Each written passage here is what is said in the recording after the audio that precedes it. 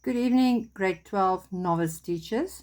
I just want to show you the difference between fertilization and no fertilization. Now, the first graph, as you can see, it's the whole menstrual graph. There's luteinizing hormone, there's ovulation, and so on. Right. But now I'm going to only focus on this part here.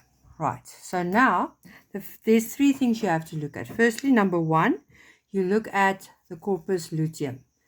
The corpus luteum is formed after ovulation, right? So if that little ovum is not fertilized, right, then this corpus luteum will start to degenerate. But what does a corpus luteum do?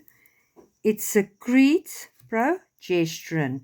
So the progesterone will increase while the corpus luteum is there. But as it is decreasing, right, you can see that the levels will go down. So the progesterone levels will decrease as the corpus luteum is busy degenerating, right? And what effect does that have? Thirdly, the endometrium will start to shed and menstruation will take place. So you firstly look at number one,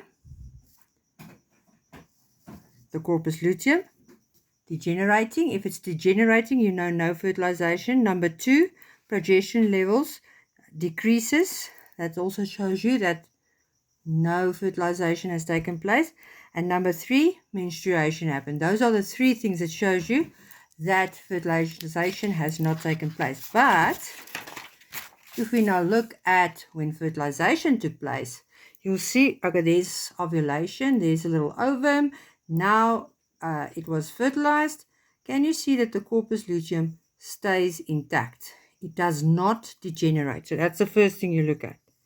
The second thing you look at is your progesterone levels. Can you see that the progesterone levels remains high? It remains high, right?